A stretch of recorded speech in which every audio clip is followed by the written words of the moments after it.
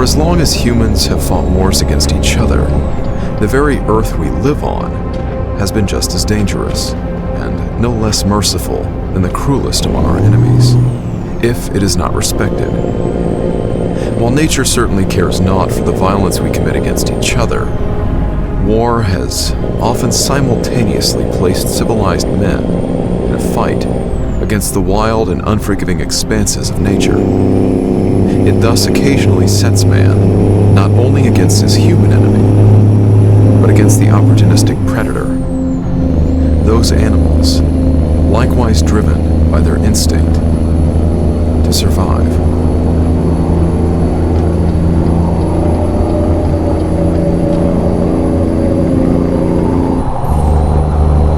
This is part one of the story of man against wolf.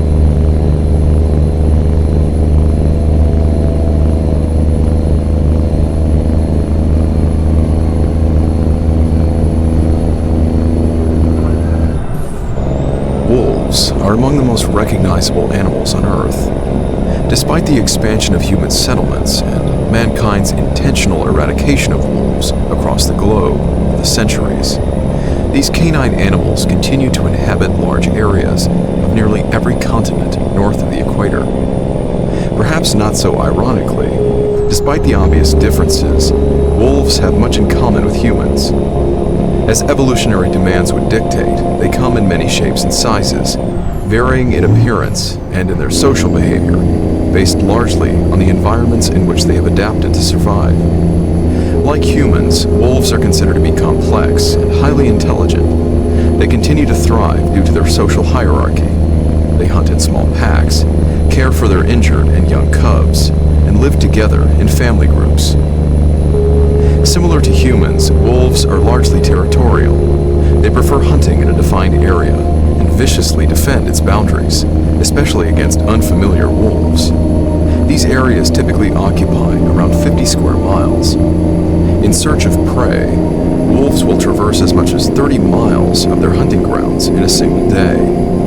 However, their range can extend outwards of 1,000 square miles when prey becomes scarce due to varying conditions, particularly natural disasters, such as unusually harsh winters. In this way, again like humans, wolves are known to be semi-nomadic, occasionally relocating their hunting grounds across vast areas in pursuit of a vanishing food supply. While they are known to hunt smaller animals, including rabbits and other various rodents, as well as fish, the diet of bigger wolves demands for bigger prey. Those large wolves found in northern Europe and across the Asian continent, ranging from 5 to 7 feet in length and weighing as much as 180 pounds or 80 kilograms, predominantly hunt large ungulates, including wild boar, caribou, and various deer. Wolves are known to hunt for days without eating and may consume as much as 20 pounds of meat in a single meal, especially if they have not eaten for a length of time due to a scarce food supply. It is worth mentioning that wolves' sense of smell is so acute they can detect prey up to 1.5 miles away. When they find their prey, they typically surround larger animals, then proceeding to viciously attack the face or the legs and back, tearing away at the flesh with their sharp teeth in order to quickly incapacitate their prey and thus prevent injury to themselves. While they may finally kill the struggling animal by crushing its trachea or otherwise ripping its throat out, members of the pack often begin feasting on their downed prey while it's still alive, disemboweling the animal to first get at the soft liver and other consumable organs, as well as the fatty tissues, soft abdominal meat, and thicker portions of the legs. Although wolves will often select weaker prey out of necessity, they prefer healthier animals. Hunting in packs is their advantage. Despite a wolf pack averaging a mere 6 wolves, they have been witnessed taking down fully grown bull moose, incredibly large animals that are known to be highly aggressive, responding with extreme violence when provoked. They can formidably grow as tall as 7.5 feet, weighing as much as 10 times that of the average wolf. At its strongest, a wolf's bite has been estimated at over 1,200 psi, with the average wolf being said to easily chew through a moose femur in a mere 6 to 8 bites. Putting that into perspective, crushing a human skull requires just over 500 psi. As wolves are carnivorous animals, those regions plentiful with food thus inhabit the largest among wolf species. Unfortunately, for some, among the human inhabitants of Europe, Russia, and the Asian continent, as well as those men sent to fight international wars in those regions, some of the most formidable species of wolves inhabit these areas, being highly adapted for survival in even the coldest and most inhospitable of climates. Despite humans being an irregular food source, desperate times inexorably call for desperate measures. The story of wolves and mankind predates recorded history, with scientists still debating such questions as the origin of domesticated dogs, potentially as far back as 40,000 years ago. However, what is less under speculation is whether humans were always at the top of the food chain, with the question remaining debatable even today. When either natural disasters such as harsh weather or earthquakes, or man-made disasters such as war, impact the availability of their usual prey, wolves often resort to straying into human territory, first attacking any available livestock. When the sheep, cattle, and horses have been expended, even recent history will demonstrate that their next target may very likely be humans. The killing and consumption of humans by wolves most certainly predates ancient history, if not simply indicated by the many enduring folktales involving dangerous wolves, or even mythological werewolves. It is otherwise made obvious by the fact that in various regions of the world, wolves continue to present a potential threat to present-day humans. Nowhere is this modern occurrence of wolf attacks more prevalent than in Russia. The most recent occurred in early January of 2021, when an unarmed Russian farmer suffered various injuries while stopping a wolf from attacking his horse and cattle, after it had already killed his 2 dogs. Fighting the animal barehanded, he strangled it to death. Other villagers in this area of Novotroitsky say that such wolf attacks on dogs and farm animals are becoming far more common after the destruction of forests in the region. However, less frequent attacks on Russian citizens in recent years have still occurred in widespread locations around the vast country. Unlike North America, in Russia, wolves have evidently remained a recurring threat to human life over the centuries. The unnamed farmer may very well consider himself lucky for having survived his deadly wolf encounter. In his 2007 publication, Wolves in Russia, Anxiety Through the Ages, a compilation of 50 years of combined research on Russian wolves, author Will N. Graves asserts that a healthy athletic man may fend off an attack by one wolf, but he will always lose to a pack, unless he is well armed. One reason why we have not had as many wolf attacks on people in North America is that the populace is armed. That we have not heard more about indigenous wolves since the fall of Tsarist Russia, Graves says, is a function of the communist government suppressing such information. If people knew how really dangerous wolves were, the people would demand to be well armed, but an armed populace could lead to revolution. Graves goes on to say that decreasing wolf attacks over the centuries are likewise attributed to the deliberate hunting and killing of wolves to control their populations, especially in those regions of North America, Europe, and Asia, where wolf attacks were once considered common. However, when these areas are left undefended for several years, such as when most of their men are sent away to fight in a war, wolf populations left unchecked can rapidly increase. When a number of such natural and man-made factors randomly coincide, and an increasing wolf population occurs along with a disastrous decline in their food supply, wolves become desperate. Due to their territorial nature, intense rivalry can occur between wolf packs under most normal conditions. They do not tolerate each other, the exception being times of dire necessity. Starving wolves will occasionally break these instinctive tendencies. Small packs of these previously rival animals will uncharacteristically combine into what is known as a super pack, potentially escalating into a pack of hundreds of these now ravenous predators. While notably rare due to the unusual combination of various disasters, when these starving animals happen upon a large amount of unexpectedly accessible prey, including humans, they have been known to indiscriminately slaughter every living thing that they can, even leaving much of the unconsumed and mutilated carcasses behind. In his research, Will Graves refers to this erratic wolf behavior as surplus killing. In the 2003 publication simply titled Wolves, contributing author Dr. L. David Meck states that it is rare for wolves to kill wild prey in surplus. All cases of surplus killing of wild prey reported for wolves have occurred during a few weeks in late winter or spring when snow was unusually deep. This appears accurate, as throughout recorded history, abnormally massive or otherwise aggressive wolf packs appear to have occurred during abnormally harsh winters, with these events since becoming fabled by mankind. Due to their usual supply of prey vanishing, either due to the animals fleeing the area or dying, these events may culminate with wolf attacks on humans. While present-day humans around the world may find themselves better equipped to prevent such animal predations, as emphasized by Will Graves, historical records would reveal that the same cannot be said for many unfortunate citizens of 15th century France. With Europe's extensively recorded and published history of wolf attacks, possibly outstripping that of other modern nations, Professor Jean-Marc Moisseau indicates in his research that France has long held the record for the largest number of fatal wolf attacks occurring during the 400-year period between the late 15th and 19th centuries. Indeed, Professor Morisseau suggests this appears validated by the late 17th century French publication of Charles Perrault's Mother Goose Tales, as hundreds of Little Red Riding Hoods and Little Thumblings were attacked by wolves every year. As much as modern wolves may teach their cubs to avoid humans, humans have long found ways to warn their children to avoid wolves.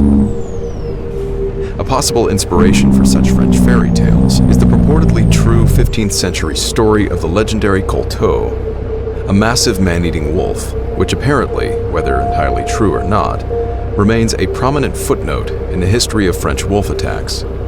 The exact year of the event is presented differently across various sources, occurring either in 1438, 1439, or as late as 1450. However, a paper published by the Ushka Center for Climate Change Research in 2015, comprising data from over 3,000 medieval records from over 100 sources, indicates that France experienced the very coldest temperatures of the entire second millennium in the 1430s, the last year of these exceptional temperatures being recorded in 1438, this year likely being the most accurate for the event. As with other similar wolf encounters, these abnormal conditions may well lend credibility to the story. In any case, the proliferation of man-eating wolves could not have come at a worse time for the French people, as during this particularly miserable Parisian winter, in the midst of the 100 Years' War between Great Britain and France, France was to be found already struggling on several fronts. Despite the recent end of the concurrent French Civil War, the recent liberation of Paris, and an increasing number of French victories in the now century-long conflict, morale among the Parisian peasantry was expectedly despondent as the year came to a close. City residents and nearby villagers found themselves suffering through not only hunger, frigid weather, and yet another outbreak of bubonic plague, but now the very real threat of being mauled to death in the city streets by an increasingly fearless pack of starving wolves. In his 1937 book, mainly about wolves, Ernest Seton vividly describes the scene. As the snow grew deeper and food grew scarcer, the wolves grew more hungry and more daring. A single traveler, yes, even a small group of travelers, had no chance of escape if they entered the wolf-infested belt of woods that stretched around Paris. Mad with hunger and with less travelers now on the roads due to the inclement weather, a renegade pack of hundreds of wolves soon abandoned the Parisian forests, roaming the nearby hamlets and villages, indiscriminately attacking both people and the various livestock which grazed around the walls of the fortified city. Humans soon became a preferred target, with wolves remarkably leaving behind untouched sheep, horses, and cattle. These wolves were apparently led by a massive, red-colored alpha male, whom the locals had for several years witnessed to roam the countryside, and had since nicknamed him Coteau, roughly translating to bobtail.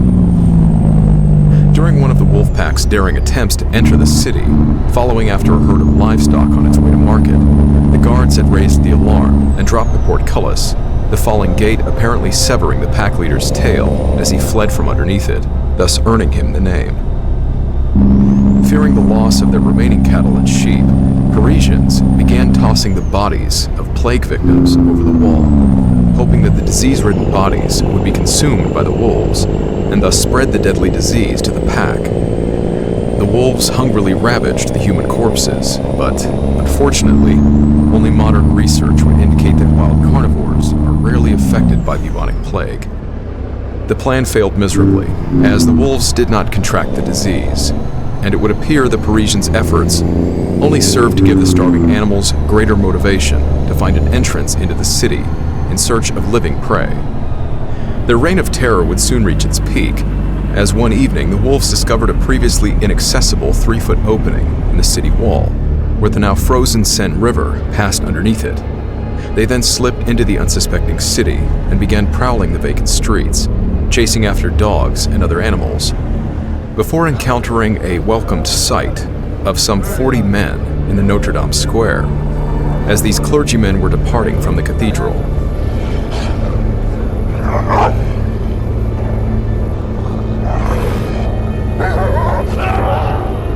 A horrific scene ensued. The sounds of men's screams filled the night air, as they became increasingly outnumbered and swarmed by the relentless predators. Within 20 minutes, not a single one of the defenseless men remained alive. It is presumed that the witnesses to this event dared not enter into the bloody fray to offer assistance, as they themselves would quickly become victims.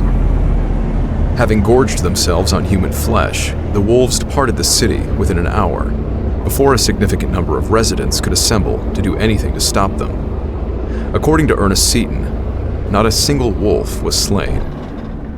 Understandably, the wolves' ability to enter the guarded city and commit such an atrocity resulted in widespread fear and mass hysteria. The captain of the city guard, a man named Beausoleil, thus requested that the king permit him to lay a baited trap for the wolves, while residents sheltered indoors. The gate over the river was to be raised several feet over the ice to permit the wolves' entry.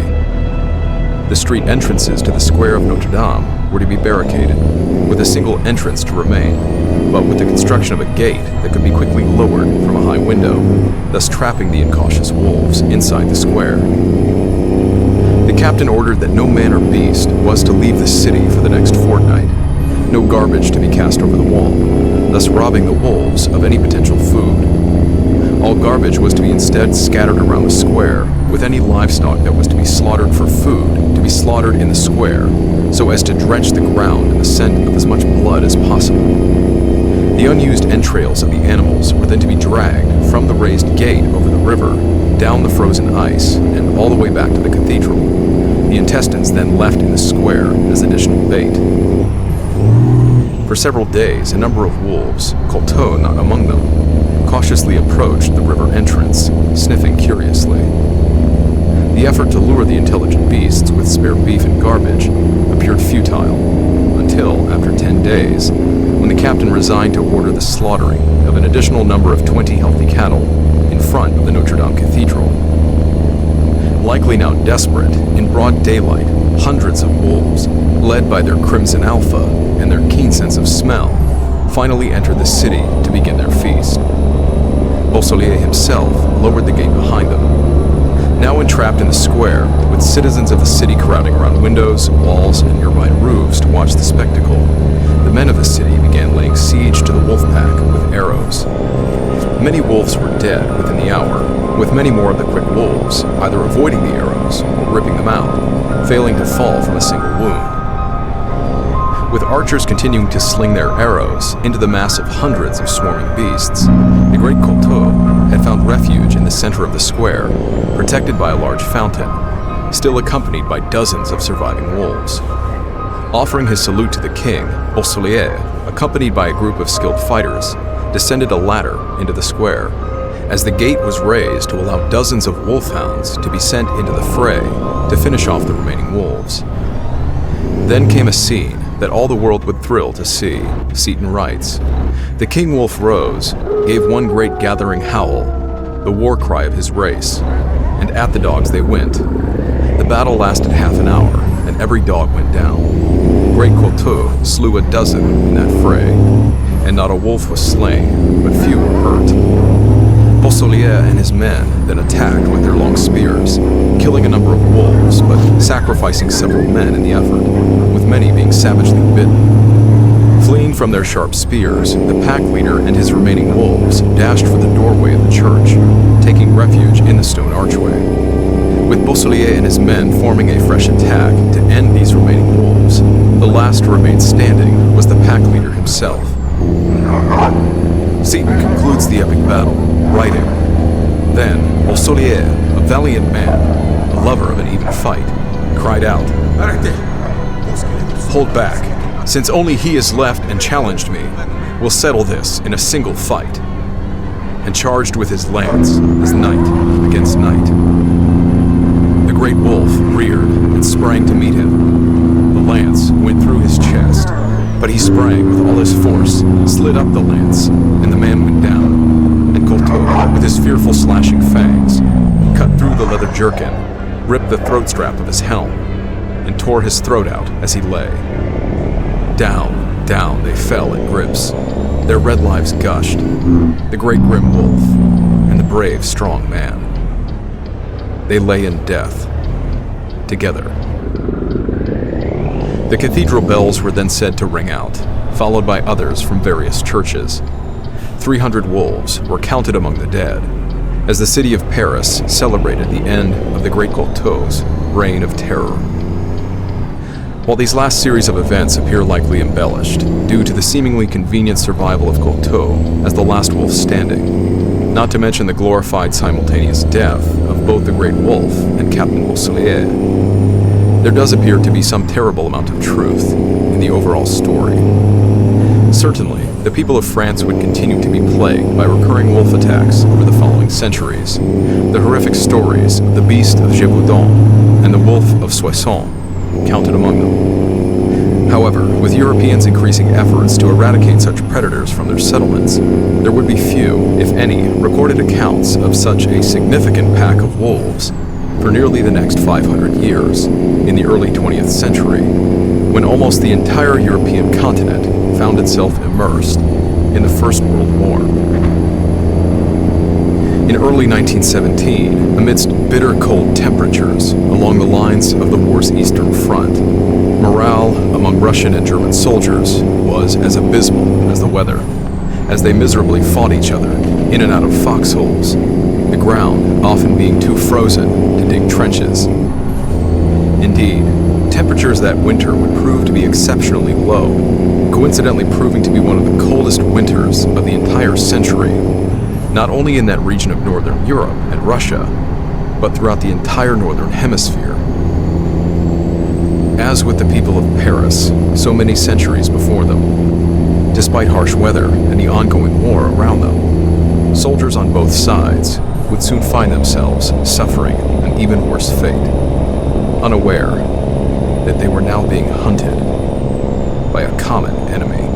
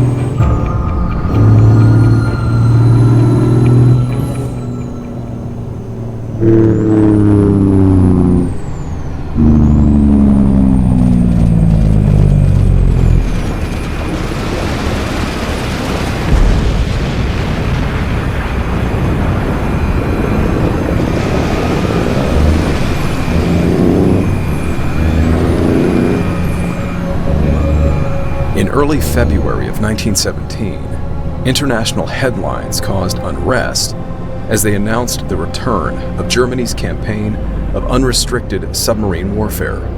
These actions leading to the severing of Germany's diplomatic ties with the United States, a significant turning point in what was then known as the Great War. Hundreds of miles from the escalating war at sea, however, amidst bitter cold temperatures along the lines of the Eastern Front, somewhere amid the forested region of what is now Poland, Lithuania, and Belarus, U-boat warfare was the least of either the German or Russian soldiers' concerns. While these men certainly suffered under the brutal conditions, the impact of both the war and the abnormal temperatures appears to have affected far more lives than just those of the soldiers.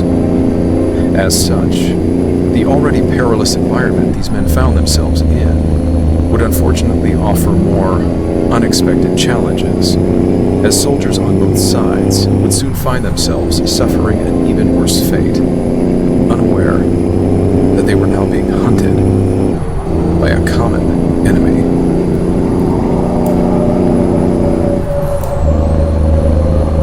This is part 2 of the story of Man Against Wolf.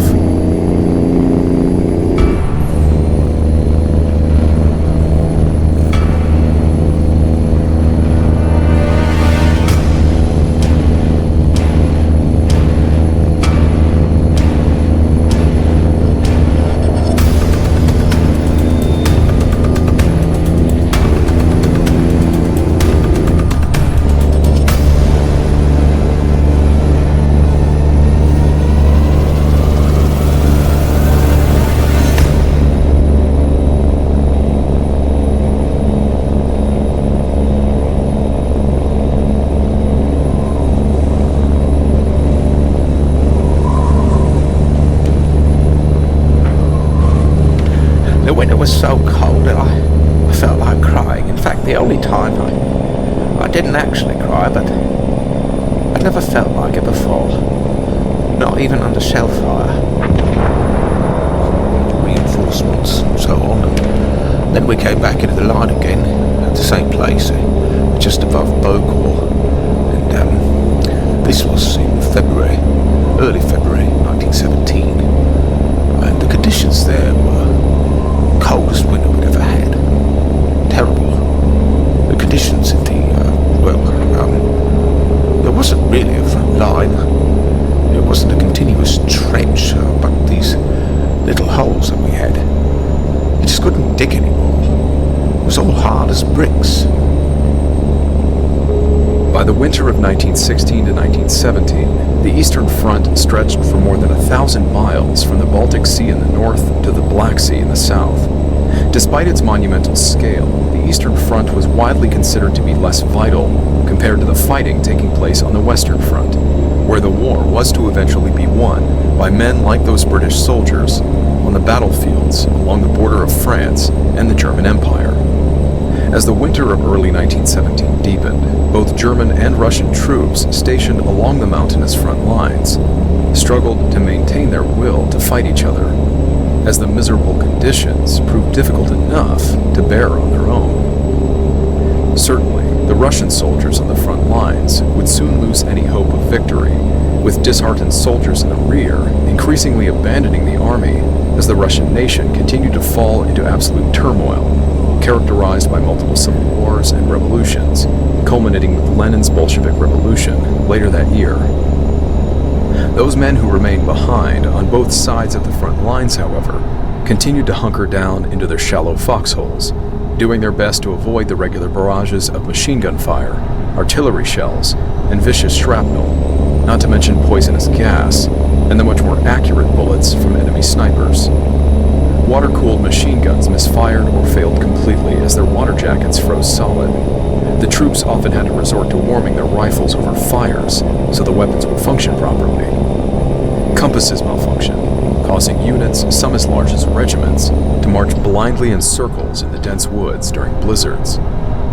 Food and supply shortages had plagued the entire region and much of Europe, What little food rations the soldiers did have would freeze, along with their water, making it difficult to eat, and thus robbing them of even the smallest of comforts. Chewing the ice to stay hydrated only added to their collective misery.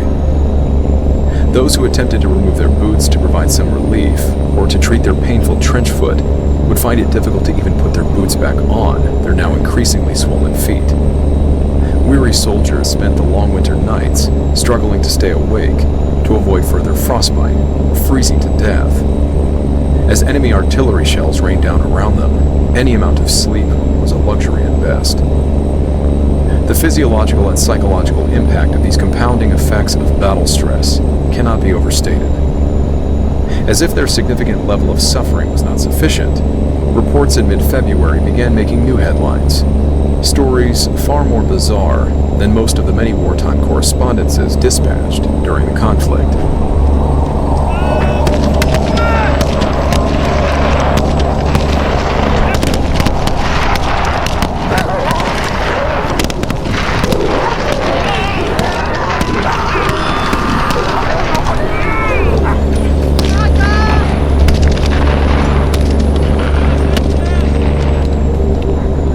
American newspapers surprised their readers by relaying reports of wolves attacking and consuming Russian and German soldiers along the front lines.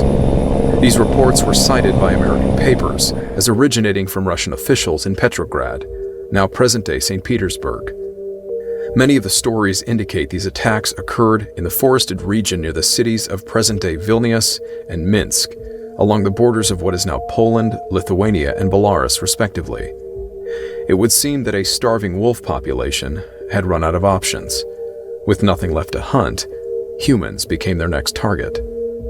Although there is little information aside from what is presented in the various news articles to describe the horrors that these men experienced with regard to the wolf attacks, there appear to be at least several depictions of the incident which summarize a series of repeated wolf attacks rather than a single event. The leading report indicates that during a hot engagement, possibly as German forces advanced with the intent of pushing the Russians back or overrunning their current position, a large pack of wolves fearlessly dashed out amidst the battle and began devouring the wounded men, some of whom were likely still alive. The articles depicting this event go on to say that, possibly being surprised by the wolves' sudden appearance, both the Russians and Germans immediately ceased firing at each other and turned their rifles and grenades on the massive wolf pack, with Russians and Germans honorably protecting the wounded men on both sides. Once they had killed about 50 of the wolves, the remaining wolves scattered.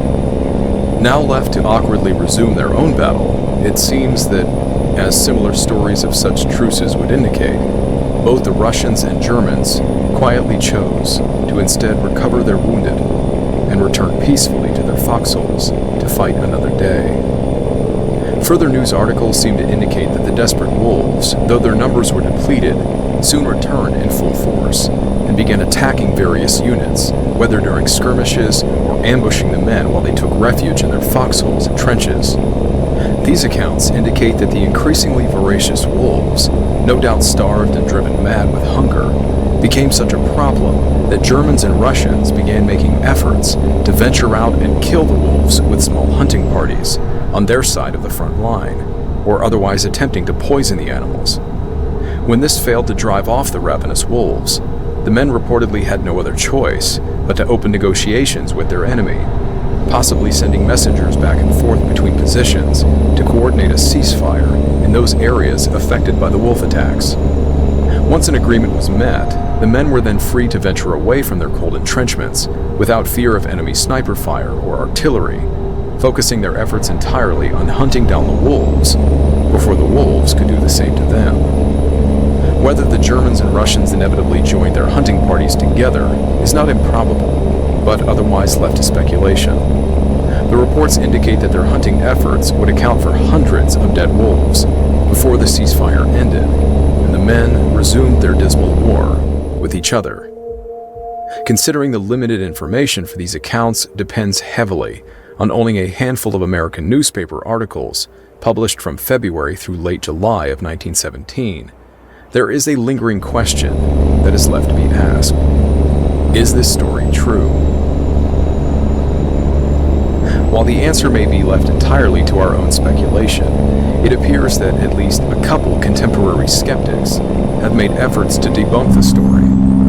As far as contemporary skeptics go, their leading justification seems to be their inability to find correlating Russian records of a wolf truce in various sources. It should be noted that these skeptics do not list the extent of those sources, which conversely begs the question, how much research was done before coming to their conclusion, which dismisses the numerous newspaper reports as false. There was no other justification or expertise provided for their deductive reasoning. Contrary to the skepticism, the idea of wolves attacking soldiers during a large-scale war, and during one of the harshest winters in a century, appears not only true, but highly probable due to those very circumstances. An understanding of human history living among wolves, and certainly a comparative analysis of historical wolf attacks on humans, particularly accounts which involve a large number of wolves hunting in close proximity, thus violating their usual territorial nature, seems to be the best way to validate much of the story's bizarreness.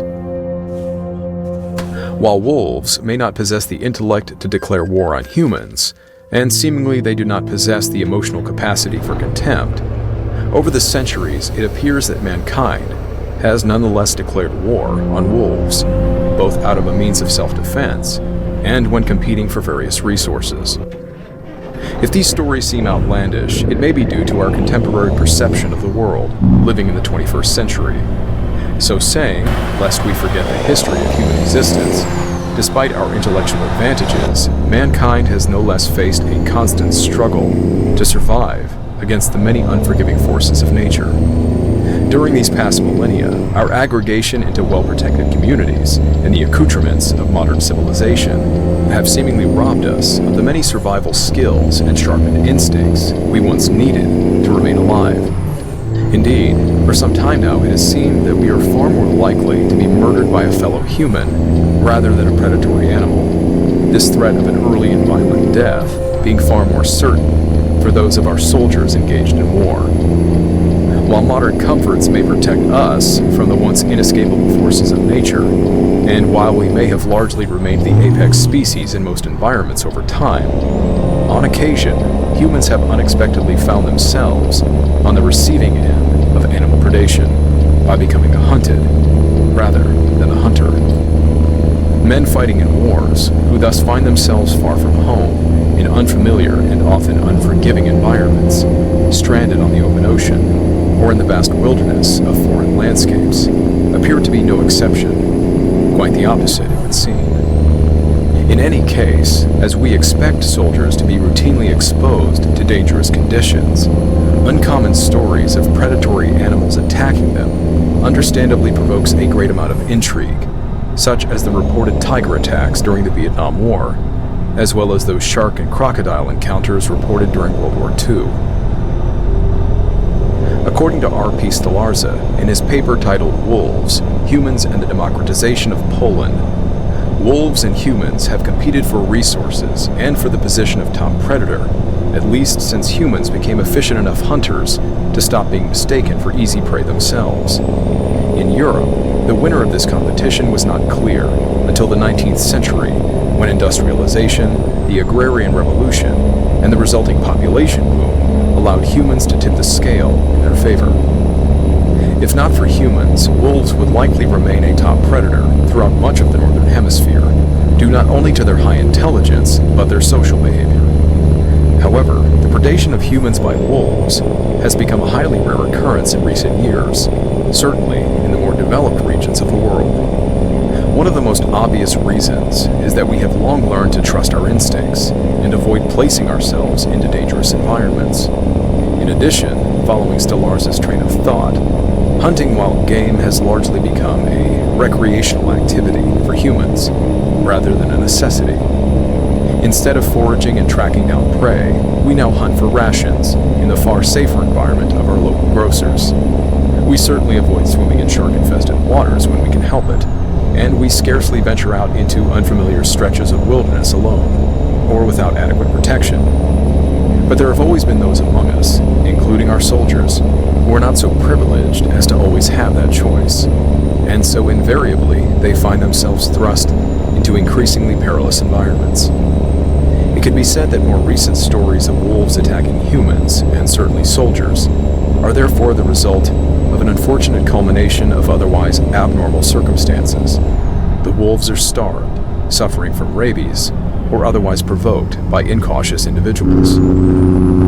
As modern conservation efforts would indicate, in some areas of the world, primarily North America, we now nobly fight to conserve endangered wolf populations, those which had, up until the mid to late 20th century, been freely exterminated, either out of irrational fear or certainly for our own safety and protection of livestock.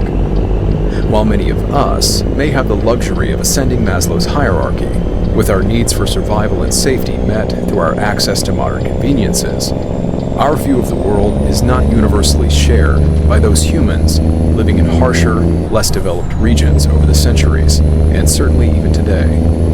It should thus be stated here that despite our modern appreciation of these beautiful animals, the hunting of wolves is still legal in many regions of Europe, Russia, and across Asia.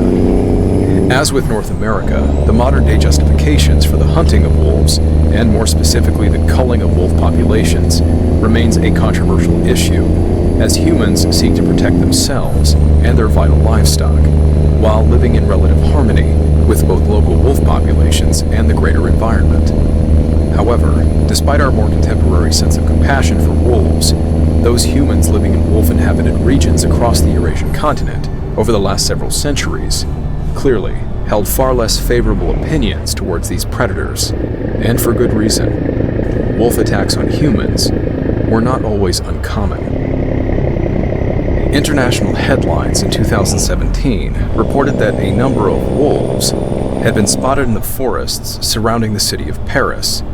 This news might seem unexceptional, if not for the fact that wolves had apparently been eliminated from the country of France in the 1930s, completely wiped out of existence by farmers and hunters.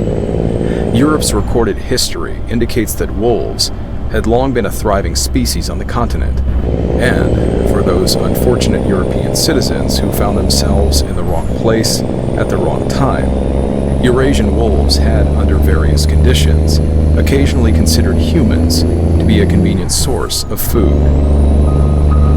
European history recounts thousands of predatory, rabid, and otherwise unprovoked wolf attacks on humans, from the more mundane stories of individual attacks to the now fabled accounts of man-eating wolves who killed so many humans, either alone or as leaders of their packs, that they were given memorable titles: the Great Corteau and the Wolves of Paris in the 1430s, the Wolf of Ansbach in 1685, the Wolf of Soissons and the Beast of Gévaudan in the 1760s, the Wolf of Gissinge in the 1820s, and the Wolves of Turku in the 1880s. As the European continent plunged into the First World War, wolves were no less notorious during the conflict.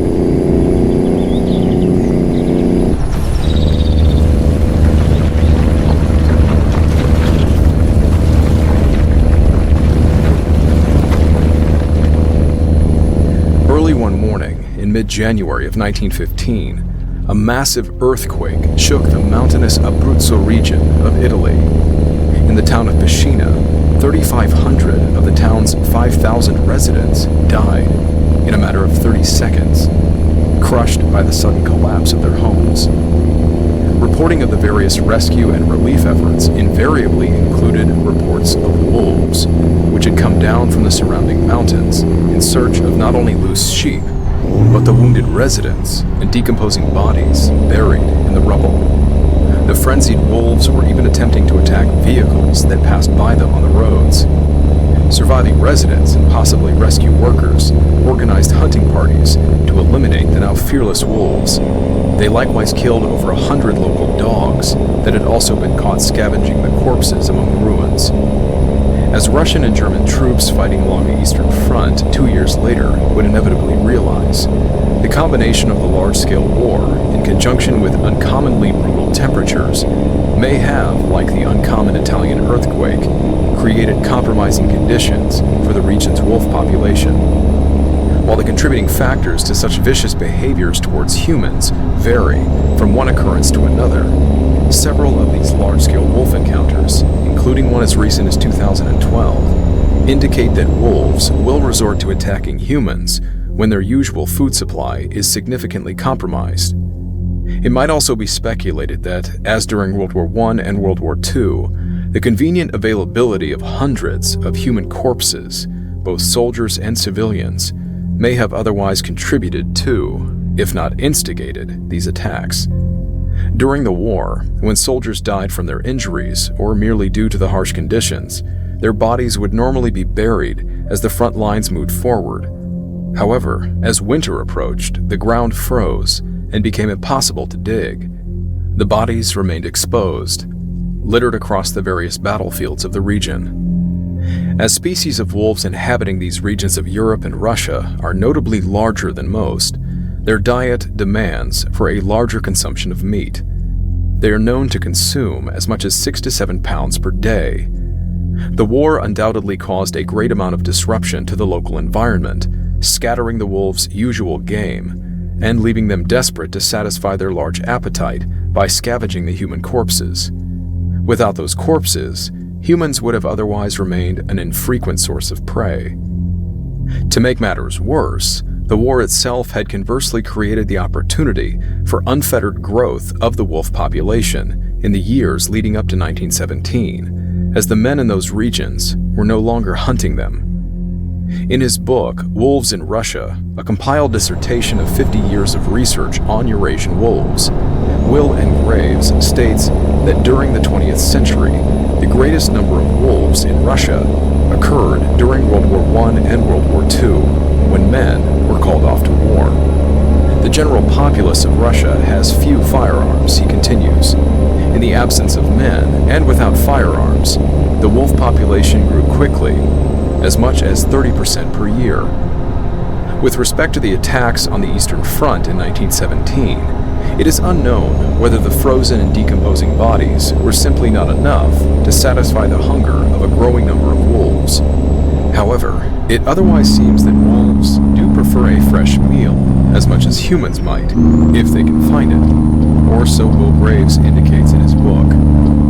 In addition, he writes that wolves sometimes indulge in the erratic behavior of surplus killing, running havoc through herds of animals, possibly even through groups of humans, indiscriminately killing every living thing they can find, even if it is more than they can eat, thus leaving the surplus carcasses behind. Keeping all of this in mind, the growing wolf population, the miserable weather, and the wolves' particular preferences for fresh meat, most unfortunately for those troops hunkered down into their shallow foxholes, it seems a growing taste for human flesh soon gave these wolves an uncontrollable urge to find living prey. Although many of the Russian and German soldiers on the Eastern Front may or may not have been wary of a potential threat of wolves, and whether or not the harsh winter was a leading factor, further research would indicate that these were not the only accounts of wolves attacking living humans during the war. As illustrated by a published French lithograph printed in Paris in October of 1914, attacks on soldiers had been documented as early as the first few months of the war. This particular lithograph print was part of a larger series titled Le Grande Guerre, or The Great War, which were created throughout the war, meant to be sold as a collectible set, with this one being titled In the Woods of Augustov. A Russian medic defends wounded German soldiers against furious wolf attacks. Possibly due to France's notorious history of wolf encounters, the French publishers wasted no time in creating depictions of wolves preying on dead and wounded soldiers. This depiction was created from the testimony of an unknown German soldier who was wounded during the Battle of Augustov in 1914 in northeast Poland. Being nursed back to health in Russia, he recounted the following story of an enemy soldier's act of humanity in saving him. Während des Kampfes kreiste ein Kugelwolf. During the combat, a pack of wolves circled the battlefield continuously, dashing to the dead and wounded, devouring them. Irgendwann hörten wir Schüsse. At one point we heard gunshots. It was a Russian medic. He fired constantly on a pack of wolves that was attacking one of our comrades. Viele von uns wurden so vor einem schrecklichen Tod gerettet. Many of us were thus saved from a terrible death. Evidently, the lithograph is noted by art historians for its candid reporting, as the caption goes on to condemn the German army for leaving their wounded men behind to suffer such a cruel death. While France and other European nations progressively eliminated their regional wolf populations through the early 20th century, whether modern environmentalists would find it was wholly unnecessary or not, the same does not appear to be true for the far more vast country of Russia. Unfortunately for the citizens of the bucolic districts surrounding the city of Kirov, a number of man-eating wolf attacks would take place during World War II, and over several years following the end of the conflict, from 1944 until 1953. The attacks resulted in the deaths of 22 children, teenagers between the ages of 3 and 17. It would seem, like those preceding wolves during World War I, the war itself gave rise to a dramatically increasing wolf population, as fighting-aged men, along with their rifles, were conscripted into the Soviet army. No less a contributing factor was the sheer number of human corpses made available to the wolves. While the number of civilian deaths reported by the Soviet Union has been cited in research articles as being intentionally understated at around 7 million, a Soviet research committee established in 1989 concluded that a more accurate figure was between 26 to 27 million. That number alone is heart-stopping to consider. While it may otherwise be difficult to determine why wolf attacks occurred so heavily in the region of Kirovsky Oblast, and whether or not similar attacks went unreported in other regions, the various reported massacres during World War II, the Holocaust, and the otherwise intentional or unintentional killing of civilians, and of course soldiers, across Northern Europe and Russia during the war, would likely have contributed to the wolves' diet, and thus their inconsistent behavior towards humans. Based on his research into Russian wolves, Will Graves further notes in his book that during this period in the late 1940s, due to these and other wolf attacks, the Soviet Union commissioned a study to be carried out by a Russian biologist, Petr Alexandrovich Mantyfel. At the time of his appointment to the study, Mantyfel evidently held a highly skeptical opinion towards the idea of wolves preying on humans, with his only exception being the irregular behavior of rabid wolves. His findings were published in a report in November of 1947. Much to his surprise, he uncovered numerous attacks, including those perpetrated by entirely healthy animals. According to Graves, the Soviet authorities immediately buried this report, preventing it from reaching the wider public. The reason for this conspiracy being that, following World War II, the Soviet government was reluctant to give its wider population any reason to fear wolves, and thus demand to be well armed, potentially giving the citizenry the power to overthrow their communist government, should another revolution occur. In closing, many of us will likely never find ourselves encountering a wolf, and certainly most wolves will likely go to lengths to avoid contact with us. However, should we unexpectedly find ourselves in a threatening situation or in the company of overtly intrusive wolves, here are some useful tips to avoid a potentially dangerous situation, published on the Finnish website Large Carnivores. First, attempt to leave. Avoid running away, even if that is your first instinct. If you have no way out of the situation, climb on top of some high object, such as a rock, or, if you are close to a populated area, on top of a building. You could also climb into a tree. If the wolf continues to behave in a threatening manner, and you cannot leave this situation, avoid direct contact with the wolf and try to remain as calm and fearless as possible. You should always try to leave the situation any way you can, or get the wolf to leave you alone. If the wolf attacks or bites you, shout loudly. Try to make yourself look as big as possible and wave your hands in a threatening manner. Do not give up. You must either scare or fight the wolf off so that it will abandon the attack. When a wolf faces fierce resistance, it will retreat. Of course, this only applies to healthy wolves. Wolves with rabies will probably just keep attacking. If you come across a wolf that is acting aggressively, notify emergency services immediately. If the wolf acts in a non-threatening manner, report your sighting to the local Wildlife Management Association. As the creator of Wartime Stories, I would just like to thank you for listening, for subscribing, and for your continued support of this channel. I hope you enjoyed this story. Stick around after the credits for a sneak peek of the upcoming episode.